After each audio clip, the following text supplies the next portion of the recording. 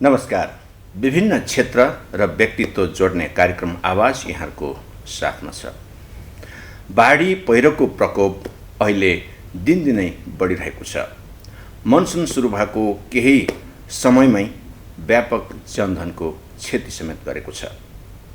त यसरी जनधनको क्षति हुनुमा अथवा यो मानवीय कमजोरी हो कि अथवा हाम्रो नियति हो, यसै सन्दर्भमा कुराकानी गर्न कार्यक्रम आवाजको साथमा हामीसँग हुनुहुन्छ जलाधारविद मधुकर उपाध्यायज्यू। कार्यक्रममा यहाँलाई स्वागत छ। नमस्कार। जस्तो अहिले यो मनसुनको सुरुवाती दिनहरूमै भयानक ढङ्गले अब बाढी पहिरोको प्रकोप बढेको छ। अन्त प्रत्येक वर्ष यो हुन्छ। यो के भएको मधुकर सर? यो हरेक तपाईँले भनिहाल्नुभयो, यो त हरेक वर्षै हुन्छ होइन। कहिले अलिक कम कहिले अलिक बेसी मात्रै हो। हरेक वर्षै बाढी पहिरो, त्यसमा आउने अलिकति धनजनको क्षति, त्यो हामी जुन पुरा भूतरातलमा छौँ नि, पहाडी भूभागमा छौँ। मनसुनको 3 महिनासम्म भयङ्कर पानी आउँछ हामी कहाँ। अनि यो पुरा जलाधार भनौँ न, यो गङ्गा बेसिनको चाहिँ हेड वाटरसेड भन्छ नि टाउकोमा हामी छौँ।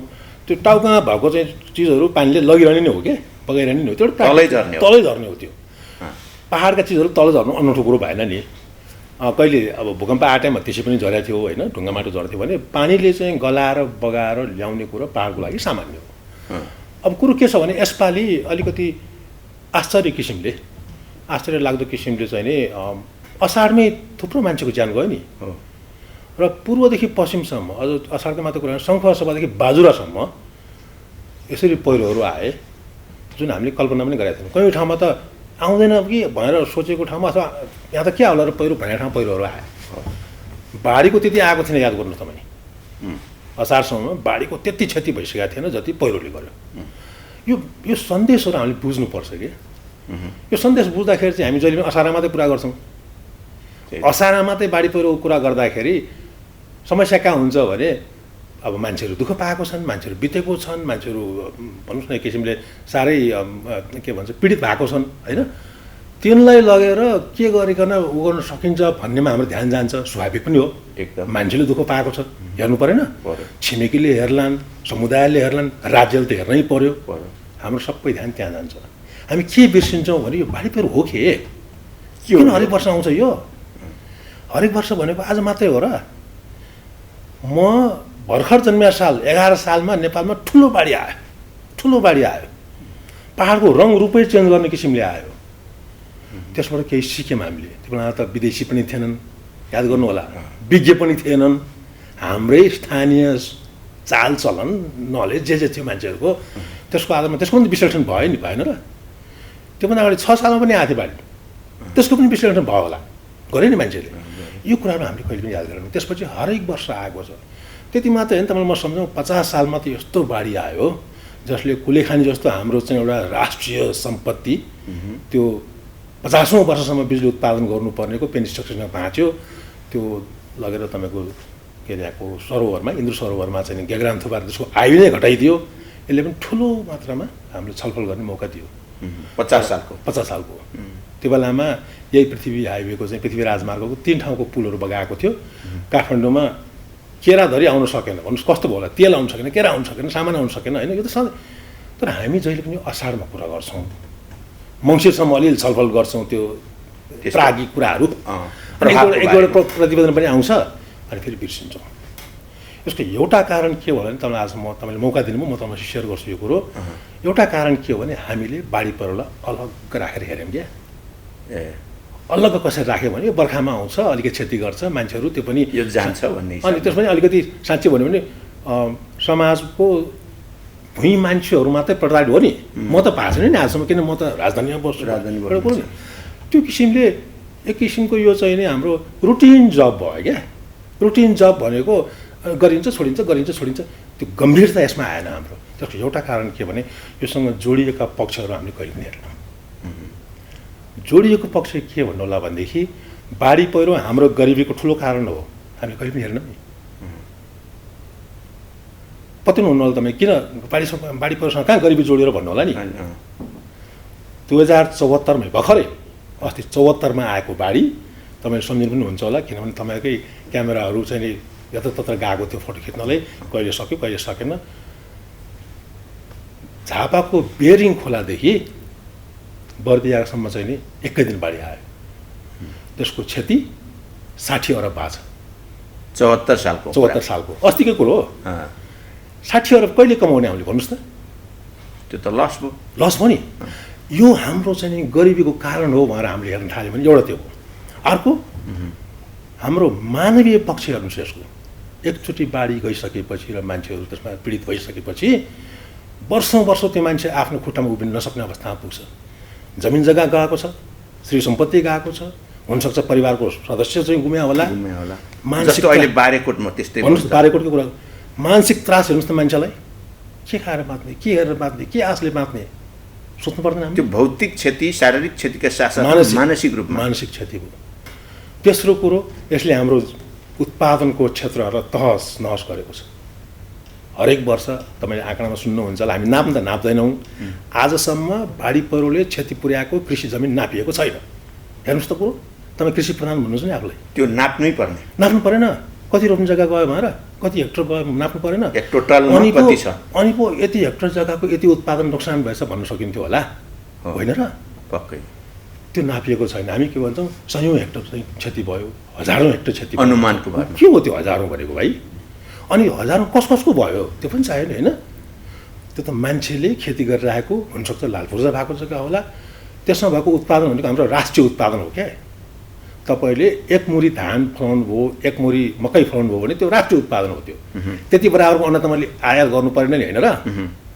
त्यो कति हो? त्यसले बाढी पहिरोलाई मानवीय एउटा किसिमको त्यो सुख चयनको कुरो, आर्थिक पक्ष र जमिनमा हुने क्षतिहरू जुन छ त्यसले त्योसँग जोडिएको हाइड्रो पावरको कुरा, जो मैले कुलीखानीको कुरा गरेँ, हाइड्रो पावरको होला, सिँचाइको होला, खानेपानीको होला, तपाईँको यावत विकासका जुन प्रमुख कुराहरू छन् नि त्यो सबैलाई हानि गरिरहेको छ क्या। तर हामी असारमा मात्रै कुरा गर्छौँ। त्यसले यो के हो तपाईँ सोध्दाखेरि चाहिँ यो हाम्रो दुःखको ठुलो जरो हो, जड हो। यसलाई हामीले निराकरण गर्न सक्यो भने तपाईँले विकासको धेरै लामो कुरा गर्नु पर्दैन, तपाईँको प्रगतिको बाटो अगाडि जान्छ। तर हामीले यसलाई कसरी ह्यान्डल गर्ने भनेर चाहिँ सिकेको छैन मात्रै। बडो महत्त्वपूर्ण कुरा गर्नुभयो। बाढी पहिरो भनेर हामीले यसलाई अत्यन्त हल्का ढङ्गले मात्र लिनु हुँदैन। यसको बहुआयामिक पक्ष र प्रभावलाई चाहिँ हामीले मूल्याङ्कन गर्नुपर्छ भन्नुभयो।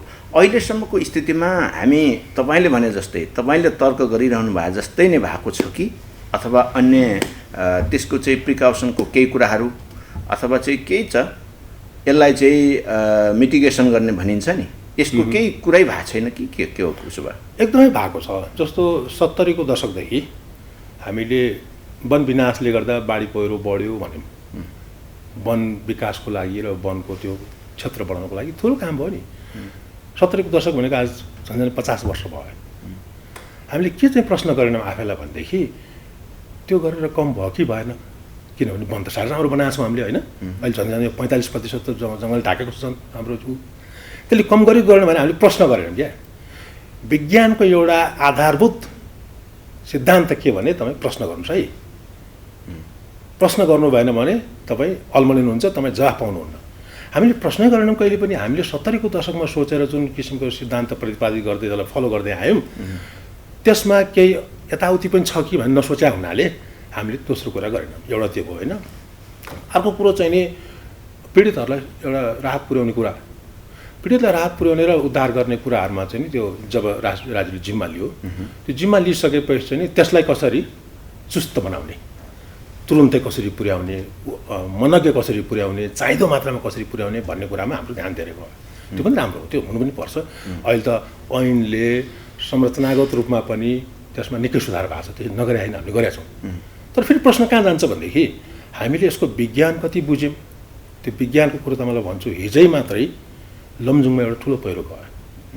जङ्गलै क्षेत्र तल आइदियो। हेर्नुहोस् त, सामुदायिक हुनुपर्छ सायद त्यो वन, राम्रो हरियाली जङ्गलै सोरेर तल आयो। अब तपाईँलाई प्रश्न गर्नु परेन के भयो त? हिजो मैले सोचेको कुरो त गलत रहेछ है क्या हो? जङ्गलले त बचाउनु पर्ने हो। अब यसमा चाहिँ जोडेर के आउँछ भने हामीले हाम्रो मुलुक समग्रमा नेपाल जुन भन्छौँ त्यो भूभाग जुन छ त्यो धेरै साना साना साना साना साना साना प्रणालीहरू मिलेर बन्छ क्या। 6000 नदी भन्छौँ नि, त्यो 6000 नदीको आफ्नो प्रणाली छ। त्यो नदी लमजुङमा भएको खोला नदी र झापामा भएको खोला नदीको फरक त्यो चरित्र हुनसक्छ। किनभने त्यसको फरक चरित्र हुनुको पछाडिको कारण भनेको हाम्रो भौगर्भिक अवस्था। उच्च हिमाल भन्छौँ, मध्य पहाड भन्छौँ, समतल महाभारत भन्छौँ, चुरे भन्छौँ, भाबर भन्छौँ। यो सबै भन्नुको पछाडिको वैज्ञानिक आधारहरू छ नि, किन त्यो नाम दिएको भने त्यसको चरित्रै फरक छ। त्यसले त्यही मनसुन आउँदाखेरि व्यवहार गर्ने जुन आफ्नो तरिका छ नि, प्राकृतिक तरिका, त्यो नै फरक छ। त्यही पानी अलि हिमालमा पर्दाखेरि, उच्च पहाडमा पर्दाखेरि जुन किसिमको गति हुन्छ, मध्य पहाडमा फरक हुन्छ। त्यो त्यसै गरिकन महाभारतमा गएपछि फरक हुन्छ होइन। यो कुराहरूलाई हामीले समग्रमा मात्रै हेऱ्यौँ क्या। जस्तो भन्नुहोस् न, 50 सालमा कोलेखानीमा बाढी आएपछि ठुलो बाढी त आएन नि त्यहाँ, यसको मतलब त्यहाँ आउँदैन भन्ने होइन नि, त्यहाँ फेरि आउनु सक्छ। यो त फाटो आइरहँदो रहेछ नि सबै ठाउँमा। त्यसरी यो सम्पूर्ण कुराले हाम्रो जनजीवन प्रभावित हुने, हाम्रो अर्थव्यवस्था प्रभावित हुने, हाम्रो जमिनको धरातलै परिवर्तन हुने, तपाईँको खेतीयोग्य जमिन चाहिँ बगर बन्ने। याद गर्नुहोस्, यो सबै कुरालाई हामीले विश्लेषण गर्न, यो सबै अगाडि राख्नु पर्ने थिएन। यो नगरे हुनाले हाम्रो प्रयासहरू जति भएको छ त्यो अपुरो भयो। त्यसको पछाडिका वैज्ञानिक सिद्धान्तहरूमा हामीले प्रश्न गरेनौँ। त्यो प्रश्न नगरेपछि सिद्धान्त काँचो रूपमा जहाँ थियो त्यहीँ बस्यो। 50 वर्षमा पनि हामी प्रश्न नगर्ने भनेपछि हामी एक किसिमले अलिक हल्छी पनि रहेछौँ। त्यस कारणले हामीले अगाडिको बाटो पहिलाउन सकेका छैनौँ अझ पनि। र तपाईँको जोड जुन त्यो उद्धार राहतमा छ त्यो चुस्त हुँदै जान्छ, र त्यसले यो आउने चाहिँ कमी हुँदैन। भन्नुको मतलब त्यो भएपछि दौडिन्छु भन्ने हो क्या। हुनै नदिने के गर्नु न, त्यही कम गर्नु पऱ्यो पहिला। किनभने त्यसले त मान्छे बारीकोटको नाम लिनु भने है तपाईँले। बारीकोटमा जति परिवारहरूको जग्गाहरू गएको छ नि, भोलि के खान्छन् तिनले? अब के इलम गर्छन्? भयानक समस्या हुन्छ। यो त तपाईँको राष्ट्रिय समस्या हो नि हाम्रो लागि। त्यो मान्छे त्यहाँ 10-12 परिवार जति होला नि, विस्थापित त धेरै भएको छन्, तर क्षति नै बेहोरेर बसेको मान्छेहरू जति भएको छन्, उहाँहरूको भोलिको आज तपाईँले लुगाफाटो, खाद्यान्न, नुन तेल दिनु होला एकछिन तपाईँको सञ्चारको ध्यान त्यहाँबाट हटेपछि मेरो पनि ध्यान हट्छ। मलाई पनि थाहा हुँदैन के भएको छ मेरो। अहिले पो बारीकोटको फोटो छापेर मैले थाहा पाएको हो। सञ्चार जब जाँदैन मलाई पनि थाहा हुँदैन। भनेपछि दसैँपछि त म जाँदैन, मलाई वास्तै हुँदैन। तर तिनको जिन्दगी त अब यसपछिका दिनमा त गाह्रो छ है। याद गर्नुहोस्, हरेक वर्ष कति मान्छे थपिन्छन्। त्यसो भए चाहिँ अब यो के बाढी पहिरोको प्रकोप अथवा प्राकृतिक विपत्ति यो हाम्रो नियति नै हो त? अब एउटा त हामी जुन ठाउँमा बस्छौँ त्यहाँ यो वर्षेनी हुन्छ, यो सुरुमै हामीले भन्यौँ होइन। त्यसैले यो वर्षेनी आउँदो रहेछ। योसँग जुझ्ने तरिका हामीले सिक्नु पऱ्यो। जसरी समुद्रको किनारमा बस्ने मछुवाराहरूले पौडी खेल्न सिक्छन्, हामीले बाढीसँग पनि त्यस किसिमको जुधेर कसरी आफ्नो जग्गालाई चाहिँ नि क्षति हुनबाट जोगाउने, मानव क्षति कसरी हुनबाट कसरी कम गर्ने भनेर त्यसको सूत्रहरू खोज्न थाल्नु पऱ्यो कि। त्यो सूत्र भनेको के भने दुई तिनवटा कुरो। एउटा चाहिँ त जसरी हिजो त्यो लमजुङको पहिरो आयो, गेग्राने आएको छ, ठुलो ढुङ्गा आयो नि त्यहाँ। जसरी त्यो हाइवेमा आएर ठुलो ढुङ्गा बसेर बाटो बन्द भयो नि, त्यो ठाउँमा ठुलो ढुङ्गा आयो, याद गर्नुहोस्। तर लमजुङमा गेग्रान मात्रै आयो। यो भनिरहेछ प्रकृतिले तपाईँले कि म चाहिँ फरक ठाउँमा फरक किसिमको व्यवहार गर्छु है, भनेको छैन? भनेको छ। तपाईँले त्यसलाई नहेर्न बित्तिकै तपाईँको अगाडि बढ्ने बाटो त हुँदैन। भनेपछि त्यो जुन भागबाट ढुङ्गा खस्यो त्यो भागमा चाहिँ ठुल्ठुला ढुङ्गाहरू रहेछन्, खस्ता रहेछन् भने त्यो एउटा भौगोलिक अवस्थाको क्षेत्र हो। तर लमजुङमा चाहिँ त गेग्रान भनेको पुरा त्यो चोइटिएर ढुटिएको चट्टान रहेछ नि। ढुटिएको चट्टान भनेको हाम्रो पहाड चाहिँ नि प्राकृतिक रूपमा निरन्तर रूपमा ढुटिने, खिने, त्यो सबै भइरहेको हुन्छ, मक्किने भइरहेको हुन्छ क्या। त्यसको पनि अनुगमन गर्नुपर्ने रहेछ भन्ने थाहा भयो नि। अब थाहा भएन?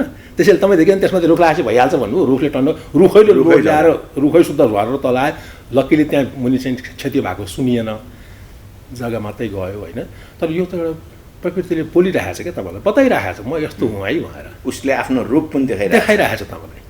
अब त्यसमा चाहिँ एउटा कुरो थपिहाल्नु, यसपालि जति पनि ठाउँमा धेरै पहिरोहरू सुरुमा गए त्यो सबै ठाउँमा मुसलधारे पानी आएको छ। त्यो मुसलधारे पानीको ट्रेन्ड भन्छ, रुझान त्यो बढाएको छ। अब यसलाई जलवायु परिवर्तनसँग जोड्नुहोस् या होइन होला भन्नुहोस्, त्यो तपाईँ डिबेट गर्दै गर्नुहोस्, प्राकृतिक कुरा गर्दै गर्नुहोस्। अर्को 5 वर्षपछि तपाईँको केही न केही निर्कुलमा पुग्नु होला। तर मुसलधारे पानी पर्या त यथार्थ हो नि। त्यो त यथार्थ। त्यसलाई तपाईँले याद गर्नु पऱ्यो कि अब आयो भने मलाई के गर्छ यसले भन्ने याद गर्नु पऱ्यो। अनि मुसलधारे पानीले ती क्षेत्रहरूमा बढी नोक्सान गरेछ जहाँ यसका विपदका इतिहास थिए। इतिहास त तपाईँसँगै छ नि बाबा। त्यहाँको मान्छेलाई सोध्नुहोस् होइन। इतिहास तपाईँसँग छ, तपाईँलाई प्रकृतिले बोलिराखेको छ म यस्तो हुँ भनेर, यो ठाउँको मैले भाषा यो प्रयोग गरेको छु भनिरहेको छ, ढुङ्गा खस्ने र गेग्रान खस्ने ठाउँमा रुखै बगेको ठाउँमा एउटा भाषा बोलिरहेको छ, तपाईँ पढ्नु पऱ्यो, प्रकृतिको भाषा बुझ्नु पऱ्यो, अनि त्यसपछि त्यो अनुसारले तपाईँ व्यवहार गर्न थाल्नु पऱ्यो। समग्र भन्दा पनि कुन कुन ठाउँमा के छ भनेर गर्नु भने त्यसपछि नियति हुँदैन, किन तपाईँले भाषा बुझ्नुभयो, त्यो अनुसारको व्यवहार गर्नुभयो। अब त्यो व्यवहार गर्ने बित्तिकै तपाईँको सिद्धान्तहरू परिमार्जन हुन्छ, तपाईँको उपायहरू पनि राम्रोसँग परिमार्जन हुन्छ। तर यो राष्ट्रिय लेभलबाट चिन्तन गर्ने प्राज्ञिक र एउटा वैज्ञानिक तथ्य र आधारबाट यसको दीर्घकालीन समाधान खोज्ने एउटा पक्ष होला। तर अबोध गाउँघरका मानिस समुदायहरू होइन, अहिले अब क्षति पनि त्यस्तै, अब बालबच्चा परेका छन् होइन, पाहुना गएका मान्छेहरू परेका छन्। यो प्रकृतिसँग तादात्म्यता यसले छनक दिँदाखेरि पनि अब सामान्य रूपले तपाईँले 11 सालको 6 सालको कुरा गर्नुभन्दा यो परिरहने अनि एउटा प्राकृतिक भनिन्छ नि परम्परागत ज्ञान सिपलाई पनि प्रयोग गरेर यो प्रकृतिको यो विलापसँग आफ्नो तादात्म्यता मिलाउन समुदायले के गर्नुपर्छ? सरकारको कुरा, राज्यको कुरा एउटा पक्ष होला होइन, तर समुदाय जो चाहिँ अबोध रूपमा चाहिँ गाउँघरमा पाखरेखामा बस्नुहुन्छ उहाँहरूलाई चाहिँ तपाईँको सुझाव के रहन्छ? कसरी चाहिँ उनीहरूले आफ्नो सुरक्षा पहिलो त ज्यान बचाउनु पर्यो, यो कसरी चाहिँ गर्न सम्भव हुन्छ होला? अघिको प्रश्न अलिकति जोडेर जवाफ दिन्छु यसको तपाईँलाई म। त्यो के भनेदेखि तपाईँको जुन ठाउँमा घर बसेको छ नि, गाउँ बसेको छ, प्रायः जस्तो हाम्रो गाउँहरू पहिरोले ल्याएर थुपारेको माटोमा बसिएको छ कि प्रायः धेरै ठाउँमा, डाँडाको टुप्पामा भएको है, अलिकति बेसी जस्तो ठाउँमा बसेको जग्गाहरू घरहरू भने गाउँहरू भनेको अथवा खेतीपाती पनि पहिरोले पहिला थुपारेको, आजभन्दा 50, 100, 200, 300 वर्ष अगाडिको त्यो कमजोर छ भन्ने याद गर्नु पऱ्यो होइन। त्यसपछि फेरि पानी त्यहाँ आयो भने त बगाउँछ यो त, त्यो पानी आउने बाटोहरू त स्थानीय समुदायले त कन्ठै छ नि, यहाँबाट यहाँ भन्ने त्यो चाहिँ नि उहाँहरूले पानी जाने ठाउँ चाहिँ परिवर्तन गर्न दिनु भएन। चाहे त्यो सडक बनाउनेले परिवर्तन गरोस् या कुनै त्यहीँको मान्छेले घरमा आउँदाखेरि पानी आउने खोल्चीमा चाहिँ पानी त्यहीँबाट जानु पऱ्यो जहाँ हिजो गएको थियो, अस्ति गएको थियो, परार गएको थियो, त्यसमा परिवर्तन गर्नुभयो भने प्रकृति फेरि नयाँ बाटो खोज्छ। प्रकृति डाइनामिक छ क्या, जीवन्त छ क्या पहाडहरू जीवन्त चिज हुन्, आफ्नै हिसाबले व्यवहार गर्छ। उसको बाटोलाई बिगार्नु सही भएन। तपाईँले त्यो चाहिँ भन्नु कि उसले कहाँबाट पानी गइरहेको थियो त्यो बाटो चाहिँ बिगाइदिनु भएन, बिगार्नु भएन। स्थानीय समुदायको लागि यो असाध्यै सजिलो कुरा हो र त्यो उहाँहरूलाई थाहा पनि हुने कुरा हो। त्यसपछि गएर चाहिँ नि अब त्यहाँ विकास गर्ने कुराहरू जुन हुन्छ नि त्यसमा समुदायले के गर्नु पऱ्यो भने यसबाट बाढी बढ्छ कि बढ्दैन भने ती प्राविधिकहरू सोध्नु पऱ्यो क्या, नभए त्यसलाई जिम्मेवार पनि बनाउनु पऱ्यो। खनेर मात्रै हिँड्ने खालि उसलाई पनि यहाँबाट तपाईँले आउँदाखेरि मकान पानी आउँछ आउँदैन माथिबाट बाढी पर्छ, किनभने माथि तपाईँले हेर्नु नभएको होला। तपाईँले सडक खन्दाखेरि सिँचाइ बनाउँदाखेरि अनेक विकासको कुरा गर्दाखेरि पानीको मार्ग मैले अब सूत्रको रूपमा भन्यो भने बर्खाको भेल बग्ने बाटोहरूलाई त्यसको स्थायी रूपमा जान दिनु पऱ्यो। यत्र त्यत्र छर्नु भएन, त्यसलाई काट्नु भएन, त्यसलाई अपमान गर्नु भएन भनौँ न, त्यसको अपमान गर्नु भएन, समुदायले गर्ने त्यो। अनि त्यहाँको जुन सूचनाहरू हुन्छ नि यस्ता कुरा, यो कुराहरू अलि माथिको लेभलमा भनौँ, राज्यको लेभलमा अथवा विज्ञहरूको लेभलमा अथवा संस्थाहरूको लेभलमा त्यो सूचना दिएर चाहिँ तपाईँहरूले यस किसिमको नीति बनाउनुहोस् है भन्ने कुरामा जोड दिनु पऱ्यो। किनभने त्यो क्षति बिहोर्ने मान्छेहरूको अहिलेसम्म हामीले देखेकोमा चाहिँ निर्णयमा पहुँच हुँदैन। त्यो ज्ञान र अनुभवलाई ल्याउने किसिमले, ताकि यसरी गरिदिनु भने हामी क्षति बिहोर्नबाट बच्छौँ भन्ने कुरा गर्नु पऱ्यो। कतिपय त त्यहीँको समुदायले गरेको कुरोले पनि थपिया छ, पानीको मार्ग परिवर्तन गर्नेदेखि लिएर कमजोर ठाउँमा बसेका छौँ त्यसैले पानी आउने बित्तिकै परिवर्तन हुन्छ, त्यो भत्किन सक्छ। माथिबाट कहीँ ठाउँमा अहिले याद गर्नु होला जम्मै गाउँहरू भत्केकोमा चाहिँ लेदो बगेर आएछ क्या, नेपालीमा पहिरो बाहेक अरू शब्द छैन क्या भन्नलाई, तर त्यो पहिरो होइन लेदो बगेर आएको हो। लेदो बगेर आएको हो नि। लेदो भनेको जमेको माटो 5-6 इन्ची अथवा 1 फिटसम्मको माटो जुन जमेर बसिएको छ डाँडामाथि सबै सोरिएर आयो। कतिखेर भने मुसलधारी पानी आउँदाखेरि, त्यो पानी आउँदाखेरि चाहिँ सबै सोर्या हुनाले त्यो लेदोमा असाध्यै ठुलो बल हुन्छ क्या, अनि त्यसले घर बारी सबै पुरेर जान्छ, त्यसले चाहिँ भत्काइदिन्छ। त्यसको अगाडि के पनि टिक्दैन भने बिदा गर्नु, त्यो ढुङ्गै त चिप्लेर तल आउँछ भनेदेखि त्यो हिलो भइसकेपछि त्यसको चाहिँ जोड हाल्नु पऱ्यो। त्यसैले पानीको मार्गहरूलाई चाहिँ तपाईँले जहाँबाट जानुपर्ने त्यहीँ जानिदिनु पऱ्यो। सकिन्छ भने मुसलधारी आउँदाखेरिको जाने बाटो अलिक बलियो पनि बनाइदिनुहोस्, ताकि यति चाहिँ पानी यहाँबाट जान सक्छ भनेर। मतलब सर जस्तो यो हामीले कुरा गरिरहँदाखेरि क्षतिको कुरा गरिरहँदाखेरि होइन, विकास निर्माणसँग पनि यसको चाहिँ तादात्म्यता कस्तो हुन्छ? जस्तो डोजर लगाइन्छ, सडकको नाममा चाहिँ डोजर लगाइन्छ, अन्य भौतिक पूर्वाधारहरू संरचनाहरू निर्माण गर्ने सन्दर्भमा होइन हामीले अनेक खालको चाहिँ डोजरदेखि मसिनरी औजारहरू प्रयोग गरिन्छ। त्यसले गर्दा त्यो भूगोलको एउटा चाहिँ अस्तित्वमाथि धावा बोलिरहेको हुन्छ। त्यसले गर्दा बर्खामा चाहिँ यो विकास र यो बाढी पहिरो अथवा प्राकृतिक प्रकोपसँग यसको तादात्म्यता कस्तो हुन्छ? अघिको कुरामा जोड्यो नि, यो विकास गर्ने कुराहरू भनेको जसले बाटो बनाउनुहुन्छ नि डोजर प्रयोग गर्नुहुन्छ भने त डोजरको बारेमा धेरै नकारात्मक कुराहरू सुनिन्छ। डोजर आतङ्कै भन्छ मान्छेले कतिले त होइन। बाटो बनाउनु पर्छ होइन, कति कारक भन्छ म भन्छु तपाईँलाई, बाटो बनाउनु पर्छ किनभने मान्छेको सुविधा त चाहियो नि, गाउँमा एक्सेस त चाहियो नि। आजको समय पनि मान्छे चाहिँ नि भन्नु 2 दिन लाएर घर पुग्नु पर्ने हिँडेर अन्याय हो नि मान्छेलाई होइन। त्यसको लागि एउटा अल्टरनेटर हुनसक्छ, जस्तो तपाईँले रोपवेहरू राख्न सक्नुहुन्छ मान्छेलाई होइन। खालि त्यसमा हाम्रो धेरै खास अनुभव छैन, त्यसैले अगाडि नजाउँ, तर अल्टरनेट छ भन्नु खोजेँ मैले। बाटै बनाउँदाखेरि पनि तपाईँले एउटा कुरो के हामी सोध्छौँ भनेदेखि नि, बाटोलाई सस्तो गर्नको लागि सबै पानी चाहिँ ढलमा लिएर आएर अनि ह्युम पाइपमा हालिदिन्छौँ क्या। अब हिजो खेप्न नसके पानी तपाईँले आज हालिदिएपछि के गति हुन्छ त्यो पाहाडको भन्नुहोस् त? त्यहाँ के छ र? रुखै त बग्ने पाहाड हो हाम्रो भने त्यसलाई समाएर राख्नु त के पनि छैन, आफ्नै बलले बस्ने मात्रै हो। त्यही तपाईँले पानी हालिदिनुहुन्छ। पानीको मार्गहरू कुनै पनि चाहिँ तपाईँ परिवर्तन नगर्ने गरिकन बाटो बनाउनुहोस्, के पनि फरक पर्दैन। डोजरले पनि फरक पार्छ, किनभने बाटो बनाउनु त डोजरले हो भने मान्छेले भने पनि डोजरले एकचोटि हल्लाएर गर्छ कि भन्ने मान्छेले भन्छन्। खैर त्यसो भएदेखि त नहल्लाइ गर्ने किसिम। तर अहिले डाँडै जुन डोजर बनाएको छ चलेको छ र कति ठाडो र कति चाहिँ सम्ममा बनाउने भने नभइकन चाहिँ नि गाडी नै हिँड्न नसक्ने स्लोप पनि बनाएको छ डोजरले जुन बाटो बनाएको छ त्यो चाहिँ अति नै भएको छ, त्यसले क्षति बढाएको छ। तर सामान्य किसिमले इन्जिनियरिङ हिसाबले त्यसको एलाइनमेन्ट हेरिकन भौगोलिक अवस्था हेरिकन बनाए त के आपत्ति हुन्छ र? त्रिभुवन राजपथ बन्यो होइन, बन्यो हो नि, त्यो पनि त ठाडो अर्को सबै छ नि त्यहाँ पनि केही पहिरोहरू आएको छ। तर त्यस्तो पनि क्षति त भएन नि जति हामी देखिरहेछौँ अहिले।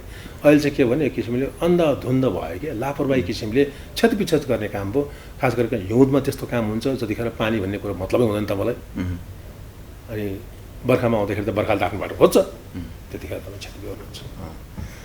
अब अन्त्यतिर हामी छौँ, जस्तो गाउँठाउँको जहाँ ठाडो भिरालो गाउँपाखा यो सबै हामीले कुरा गर्नुभयो। अत्यन्त चाहिँ हाम्रो दर्शकहरू, हाम्रो जो चाहिँ समुदायहरू, उहाँहरूलाई पनि यो अत्यन्त ज्ञानवर्धक कुरा यहाँले पस्किनुभयो। सहर बजार खास गरी राजधानी काठमाडौँकै कुरा गर्दा तपाईँको पानीको खोलाको धार परिवर्तन गर्नु हुँदैन, तर यहाँको चाहिँ यो संरचनाको निर्माण अतिक्रमण आदि इत्यादिले काठमाडौँको अस्तिको दिन मात्रै हेर्दाखेरि सबै खोला चाहिँ बढेर उत्पात देखिएको थियो, मान्छे त्रसित भएको थियो। तपाईँ काठमाडौँवासी पनि हुनुहुन्छ होइन, एउटा अध्येताको हिसाबले के छ यहाँको चाहिँ अवस्था? यस्तै किसिमको ठुलो 400 भन्दा बढी मिलिमिटर पानी पर्यो एकै दिन, मुसलधारे ठुलो भयानक पर्यो भने के छ? भयङ्कर क्षति हुन्छ, त्यसले त भयङ्कर हुन्छ। किनभनेदेखि याद हुन्छ पानी त आजभन्दा 500 वर्ष 1000 वर्षदेखि आइरहेको थियो होइन, अगाडि पनि आउँथ्यो नि। यहाँ साह्रै सानो चाहिँ सहर बस्दाखेरि पनि पानी त त्यही रूपमा आउँथ्यो नि। त्यो पानी आउँदाखेरि पहाड थिए माथि, अलिकति तल डाँडाका ढिस्काहरू थिए, बालुवाका ढिस्काहरू, अनि खोला थियो, अनि खोलाको छेउछाउमा खेत थियो होला। पानी धेरै आयो भने पानी फैलिन्थ्यो, एकछिनलाई चाहिँ नि भन्नुहोस् तपाईँको सोसिन्थ्यो, होइन फैलिएर पानी बिस्तारै फेरि जान्थ्यो, अनि अन्त्यमा गएर चोबारबाट चाहिँ निस्किँदाखेरि चाहिँ ठुलो रूपमा चाहिँ निस्किन्थ्यो। चोबारबाट निस्किन नसकुन्जेलसम्म टेकुसम्म पनि पानी जम्या हुन्थ्यो भनौँ होइन, पहिला। अब के हो भने हामीले दुईवटा कुरोमा परिवर्तन गऱ्यौँ। एउटा कुरो त त्यो फैलिने ठाउँमा हालेर हामी बस्यौँ, त्यसलाई जुन अतिक्रमण भन्छौँ नि, पानी जुन फैलिनु पर्थ्यो त्यो फैलिनुको सट्टा हामी त्यही ठाउँमा गएर घर बनाएर बस्यौँ। एउटा त्यो हो। हिजो त्यो फैलिँदाखेरि त्यसले त्यहाँको खेतमा मल पनि हाल्थ्यो क्या, पाँगो माटो ल्याएर पनि हाल्थ्यो नि। त्यो त उसको पाँगो माटो हाल्ने त्यो एउटा प्रकृतिको नियम हो, उसले त अझ पनि फलो गर्छ क्या त्यसलाई, उसको त्यो धर्म हो, ल्याएर हाल्छ। तर अब त्यो पाँगो माटो तपाईँको घरमा ल्याएर हालिदिने भयो उसले, त्यति हो होइन। त्यसपछि डाँडामा जुन जङ्गल थियो, जङ्गल त हामीले राम्रोसँग राखेका छौँ अहिले। त्यस मुनिको जुन बालुवाको ढिस्को थियो सबै खाइसक्यौँ, सबै खाइसक्यो। किनभने बालुवा निर्माणको लागि चाहिने खोलामा छैन, खोलाको झिक्न नदिने भयो, किनभने चाहिँ पुलहरू भत्के, थापथलीकै पुल भत्किया हो होइन। त्यसपछि खोलाको बालुवा झिक्न हामीले बन्द गऱ्यौँ। बालुवा कहाँबाट झिक्ने भन्दाखेरि चाहिँ जब ढिस्कोको बालुवा झिक्यौँ, ढिस्कोहरू खाइसक्यौँ। त्यसको दुईवटा फाइदा भयो मान्छेलाई, एउटा बालुवा बेचेर पैसा आयो, अरू कुरो ढिस्को झिकिसकेको जग्गा त फेरि लाखौँ आनामा गयो नि, त्यहाँ पनि फाइदा भयो। हामीले के हेर्न भने बाबा त्यो ढिस्कोहरू त पानी स्पन्ज जस्तो सोचेर राख्थ्यो कि, अनि त्यसले बिस्तारै पानी पठाउँदाखेरि अलिकति बाढी कम हुन्थ्यो होइन।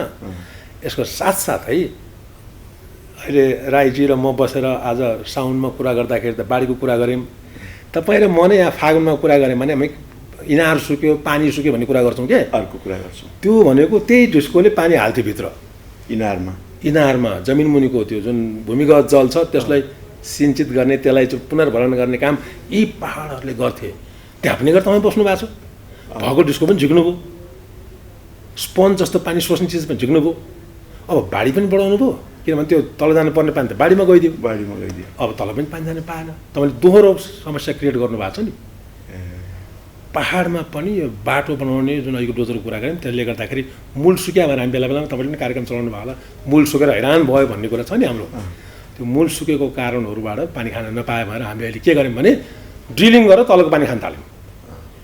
ए बाबु मूल किन सुकेर सोच्नु पर्दैन भने प्राज्ञहरू छौँ, विद्वानहरू छौँ, मूल कहाँ गयो त, किन सुक्यो, प्रश्न गर्नु परेन। अघि मैले सुरु भने विज्ञानको सिद्धान्तको आधार भनेको प्रश्न हो। त्यसले तपाईँलाई जवाफ दिन्छ, के भएछ थाहा हुन्छ, अनि तपाईँको ज्ञान बढ्छ र त्यो अनुसारको व्यवहार सिक्नुहुन्छ। त्यसैले यो किन भयो भन्ने नजानिकन हामी आफ्नो त्यो समाधानको उपायहरू गर्न थाल्नाले झन् समस्या थप्दै गएको छौँ क्या। त्यसैले समग्रमा हेर्नु पऱ्यो यो बाढी पहिरोदेखि लिएर अहिले त मैले तपाईँले बाढी पहिरोको साथसाथै फागुनको सुक्खा पनि ल्याएर जोडेँ। मधुकर सर, आफ्नो महत्त्वपूर्ण विचारको लागि नेपाल टेलिभिजनको तर्फबाट यहाँलाई धेरै धेरै धन्यवाद छ। पक्कै पनि हाम्रो समुदाय सम्बद्ध पक्ष सबै यो तपाईँको विचारबाट लाभान्वित भएको हुनुपर्छ। कार्यक्रममा आइदिनु भयो, यहाँलाई धेरै धेरै धन्यवाद छ। मेरो पनि धेरै धेरै धन्यवाद। कार्यक्रम आवाज अहिलेलाई यति नै, हामी आगे चाहन्छौँ। नमस्कार।